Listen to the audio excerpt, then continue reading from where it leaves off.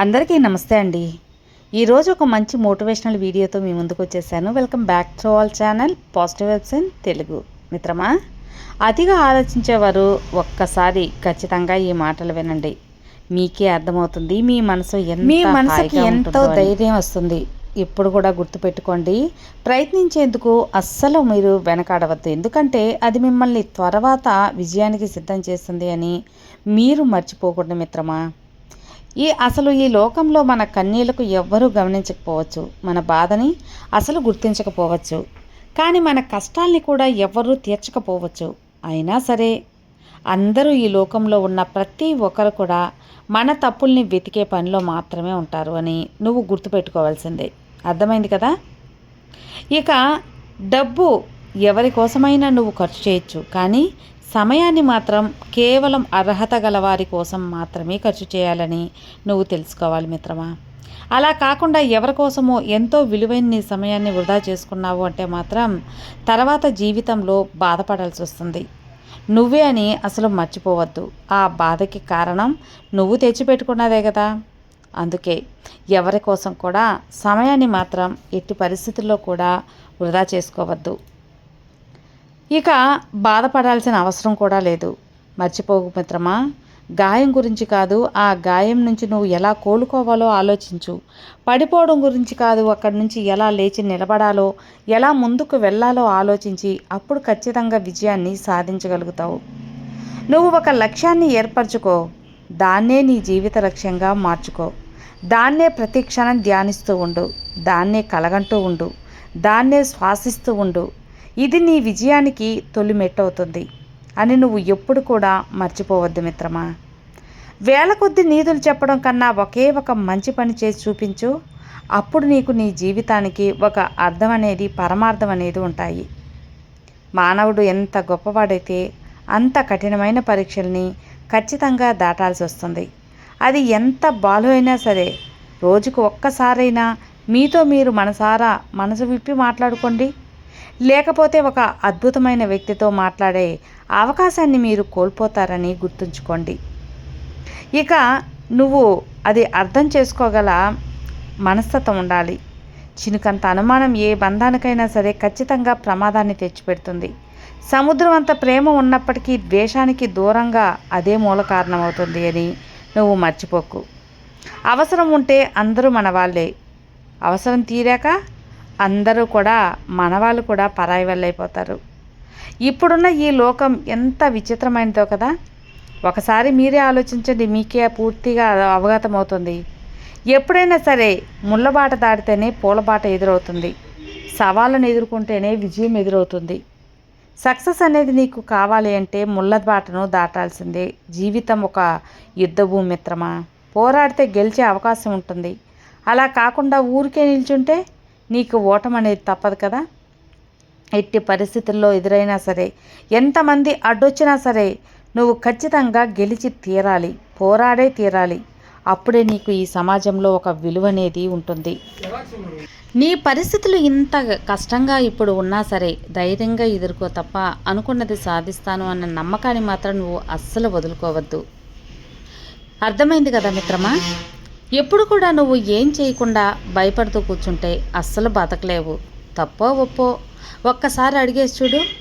గెలుపైతే నిన్ను ముందుకు నడిపిస్తుంది, అదే ఓటమి పాలైతే తర్వాత నువ్వు ఏం చేయాలో, ఎవరితో ఎలా ఉండాలో, ఎక్కడ ఎలా నడవాలో అన్నీ నీకు అర్థమవుతాయి, నేర్పిస్తుంది కూడా. అసలు ఈ ప్రపంచంలో చెడ్డవాళ్ళని కనిపెట్టడం అసలు చాలా కష్టమైపోతుంది. నిజమే కదా. ఎందుకో తెలుసా, మంచి వాళ్ళకంటే మంచిగా నటిస్తున్నారు కాబట్టి. అందుకే ఎవరిని నమ్మాలి, ఎప్పుడు నమ్మాలి అనేది తెలియటం లేదు. ఎక్కువగా నమ్మకండి మిత్రమా, నమ్మి మోసపోకండి. మనసులో కత్తులు దాచుకొని మాటల్లో పువ్వులు రాచే మనుషులున్నారు, కాస్త జాగ్రత్తగా ఉండు. ఎవరు ఎలాంటి వాళ్ళు తెలుసుకోలేదని చివరికి నీ జీవితమే నాశనం అయిపోతుంది. నువ్వు గుర్తుపెట్టుకో, ఎవరితో ఎంతవరకు ఉండాలో అంతవరకే ఉండు. అలా కాదు అంతా నా వాళ్ళే అనుకున్నావో చివరికి నీకు మిగిలేది కన్నీళ్ళే అని గుర్తుంచుకో. జీవితంలో మనం ఏది కోరుకుంటే అది జరగడానికి మనమే దేవుళ్ళం కాదు కదా, మనుషులం. అందుకే మనకి ఏది జరిగినా జరగకపోయినా సరే మనం జరుగుతూనే ఉండాలి, ముందుకు వెళ్తూనే ఉండాలి. మన జీవితంలో ఏం జరిగినా సరే అది ఆ భగవంతుడి కృప, నిర్ణయం, దైవ నిర్ణయం అని భావిస్తే నీకు అంతా శుభమే జరుగుతుంది. ఇక ఎప్పుడు కూడా గుర్తుపెట్టుకోండి ఈ విషయాన్ని. ఒక్కసారి వద్దు అని అనుకున్న వస్తువు కానీ ఎవరిని కూడా అస్సలు తాకకూడదు. అలాంటిది మిమ్మల్ని ఎవరైనా దూరం చేసి వద్దు అనుకున్న వాళ్ళని మీరు కన్నెత్తైనా సరే అస్సలు చూడాల్సిన అవసరం లేనే లేదు. కాబట్టి దూరంగా ఉండండి. అసలు ఈ లోకంలో ఆడవాళ్ళు లేకపోతే ఆనందం ఎక్కడ ఉంటుంది మిత్రమా? చెప్పు. ఆడపిల్లని పెంచితే తెలుస్తుంది అసలు సిసలైన ఆనందం అంటే ఏంటో. అప్పుడు అర్థమవుతుంది. కానీ ఇప్పుడున్న ఈ సమాజంలో ఆడపిల్లల్ని కనాలి అంటేనే భయపడుతున్నారు. అసలు ఒక ఆడపిల్ల పుట్టింది అంటేనే వాళ్ళ అమ్మా నాన్న ఎంతో బాధపడుతున్నారు. ఎలా పెరుగుతుందో, ఏం జరుగుతుందో, ప్రతి క్షణం తనని ఎలా కాపాడాలో తెలియక అందరూ కూడా ఎంతో బాధపడుతూ ఉన్నారు, ఎంతో కష్టపడుతూ ఉన్నారు. అసలు ఈ సమాజం ఎప్పుడు మారుతుందో ఎవ్వరికీ అర్థం కావడం లేదు. చూడండి ఎంత విచిత్రంగా ఉన్నారో ఇప్పుడు మనుషులు. ఇది వరకటి రోజుల్లో ఆడపిల్ల పుడితే కట్నం ఎంత ఇవ్వాలని చెప్పి భయపడేవాళ్ళు, మరి ఇప్పుడు ఆ ఆడబిడ్డ ఏమైపోతుందో అని భయపడుతున్నారు. ఆలోచించండి, మీకే అన్నీ తెలుస్తాయి. ఎవరు నమ్మలేని కఠినమైన నిజం ఇదే. ఎవరు ఎంత అందమైన వేషం వేసినా కాలం అనేది ఏదో ఒకరోజు వారి వారి నిజస్వరూపాలను గుణపాఠాలుగా ఎప్పుడో ఒకప్పుడు బయట ఖచ్చితంగా ఏదో ఒక రకంగా బయటపడేలా చేస్తుంది. కాస్త వేచి ఉండాలంతే. ప్రతి ఒక్కరూ చేసిన తప్పుకి అన్నిటికీ కూడా గుణపాఠాలని అనుభవించాల్సి ఉంటుంది. అది ఏ రూపంలో అయినా సరే మీ దగ్గరకు రావచ్చు అని అర్థమైంది. ఈ లోకంలో మీ చుట్టూ ఉన్న వాళ్ళలో ఎవరి విలువ ఏంటో, అసలు ఏంటి అనేది సమయం వచ్చినప్పుడు తెలుస్తుంది. కాబట్టి మీకైన సమయం కోసం ఎదురు చూడండి. ఎలాంటి వాళ్ళు మీకే బాగా తెలుసుకొస్తుంది. గుర్తుపెట్టుకో, ప్రేమ బంధం ఉంది కాబట్టి తన బిడ్డల్ని సహిస్తుంది తల్లి. మరి ఏ బంధం లేకపోయినా సరే సహిస్తున్నారు అంటే మరో అమ్మగా మారింది భార్య మాత్రమే కదా. జాగ్రత్తగా చూసుకోండి అమ్మని, భార్యని. ఎప్పుడు కూడా మనం ఒక విషయాన్ని పూర్తిగా మర్చిపోకూడదు. అది ఏంటో తెలుసా మిత్రమా? కొంతమంది ఇతరులను మాట అనే ముందు అస్సలు ఆలోచించరు. ఆ మాట వల్ల ఎదుటివారి మనసు ఎంత గాయపడుతుందో అసలు పట్టించుకోరు. అనుభవించే వాళ్ళకే కదా తెలుస్తుంది ఆ గాయాల లోతేంటో. వారు అనుభవిస్తేనే తెలుస్తుంది ఆ మాట భారం ఎంతో అని. ఒకరోజు ఖచ్చితంగా అనుభవిస్తారు. ఆ రోజు భగవంతుడు తప్పకుండా గుణపాఠం చెబుతాడు. ఎప్పుడు కూడా ఆడవారికి ప్రసవ వేదనకు మించిన వేదన ఉంటుందంటారా? కానీ అంతకు మించిన వేదన మరొకటి ఉంది అంటే అదేంటో తెలుసా? భర్త చేసే అవమానం. దీని ముందు ఏదైనా సరే చిన్నదిగానే ఉంటుంది. కాబట్టి గుర్తుంచుకోండి, భార్యని ఆనందంగా ఉంచుకోవాలి. దేవుడు ఎదురై ఏం వరం కావాలో కోరుకో అంటే చాలామంది త్వరగా చావునివ్వమని కోరుకుంటారు. చూడండి మిత్రమా, జీవితం అనేది ఎంత విచిత్రంగా మారిపోతుందో. ఏడుస్తున్నప్పుడు ఒక్కటుంటే జాలి పడతారు, అదే ఒంటరిగా నవ్వుతూ ఉంటే పిచ్చోళ్ళు అంటారు. అసలు ఏంటో కదా ఈ సమాజం. గుర్తుంచుకోండి, దూరంగా జరగండి మిమ్మల్ని చునకలుగా చేసే వాళ్ళ నుండి, పరిష్కారం లేని గొడవల నుండి, అలాగే మీ విలువ తెలియని వారి నుండి మీరు ఎంత దూరంగా ఉంటే అంత మంచిది. మీ మనసుకి కష్టపెట్టే విషయాలను మీరు ఎంత దూరంగా ఉండగలిగితే మీరు అంత ఆరోగ్యంగా, సంతోషంగా, ఆనందంగా, మనశ్శాంతిగా జీవించగలుగుతారు. ఇక ఎప్పుడు కూడా గుర్తుపెట్టుకో, ఏడవడం అనేది అసలు తప్పు కాదు. కానీ ఆడదానికన్నిటిని చూసి కూడా జాలిపడని ఒక మగాడి కోసం ఏడవడం మాత్రం తప్పున్నరే. అది ప్రేమికులైనా చివరికి భర్త అయినా సరే. ఇక ఈ లోకంలో అసలు ఒక బంధంలో నీ స్థానం అనేది తెలియచేయటం లేదు అంటే ఆ మనిషికి ఎప్పటికీ కూడా నీతో ఉండరు అని అర్థం. అసలు అక్కడ ఏ బంధం కూడా లేదు అని నువ్వు అర్థం చేసుకోవాలి. ఇక అర్థమైంది కదా.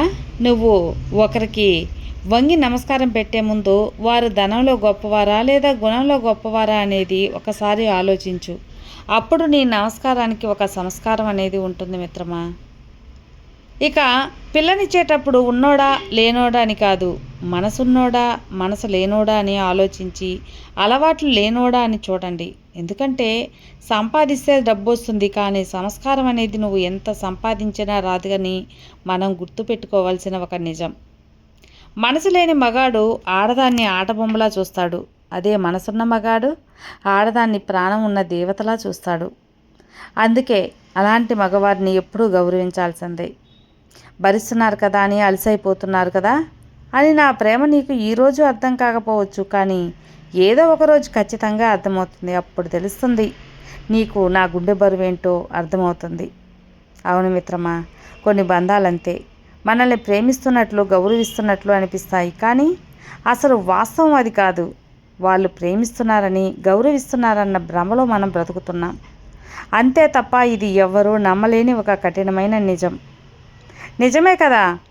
మన మీద మనకు అసహ్యం ఎప్పుడు వేస్తుందో తెలుసా? మనకు విలువ ఇవ్వని వాళ్ళ కోసం మన మనసులో ఎక్కువ స్థానం ఇచ్చినప్పుడు మన మీద మనకే అసహ్యం వేస్తుంది. అసలు నేను ఏంటి ఇలా ఉన్నాను అని నీ మీద నీకే విరక్తి కలుగుతుంది. అసలు జీవితం మీదే ఆశ చచ్చిపోతుంది. నిజమే. గుర్తుపెట్టుకో, నిర్లక్ష్యం అనే ఒక పదం చాలా చిన్నది కావచ్చు, కానీ దానివల్ల కలిగే గాయం మాత్రం చాలా పెద్దది. భరించలేని బాధ. అందుకే దేనిని ఎవరిని కూడా ఎప్పుడూ అలక్ష్యం చేయకూడదు. అర్థమైంది కదా మిత్రమా? అలా ఒకవేళ నువ్వు నిర్లక్ష్యం చేశావు అంటే గడిచిపోయిన సమయం అనేది ఎప్పటికీ తిరిగి రాదు. అది నువ్వు గుర్తుపెట్టుకోవాల్సింది. గెలిస్తే నువ్వేంటో అందరికీ తెలుస్తుంది. అదే ఓడితే నీ వాళ్ళు ఎవరో పరాయి వాళ్ళు ఎవరో నీకు అర్థమవుతుంది. కాబట్టి ఆ క్లారిటీ కోసం నువ్వు ఖచ్చితంగా వేచి ఉండాలి. ఎక్కడైనా ఎప్పుడైనా సరే అవసరమైతేనే మాట్లాడు, లేదంటే నిశ్శబ్దంగా మౌనంగా సాధ్యమైనంత వరకు సంభాషణలో ఇతరులకు ప్రస్తావన అసలు తీసుకురాకు. ఇదే ఉత్తమమైన సంభాషణలు సిద్ధాంతాల చుట్టూ తిరుగుతూ ఉంటాయి. మరి నీచమైన సంభాషణలు వ్యక్తుల చుట్టూ తారసపడుతుంటాయి. నువ్వు గుర్తుపెట్టుకో, ఒక మనిషి బ్రతకడానికి పెద్దగా ఖర్చు ఉండదు, కానీ ఎప్పుడైతే నీలా కాకుండా ఎదుటి వారిలో ఉండాలని ఆశపడతావో అప్పుడే ప్రాబ్లమ్స్ అనేవి ఆరంభమవుతాయి. కాబట్టి నువ్వులాగే జీవించు మిత్రమా. విన్నారు కదండి, ఈ మోటివేషనల్ వీడియో మీకు నచ్చితే లైక్ చేయండి, షేర్ చేయండి, సబ్స్క్రైబ్ చేసుకోండి. మరో మంచి వీడియోతో మళ్ళీ కలుద్దాం. అంతవరకు have a good day friends. Thank you for watching. Bye.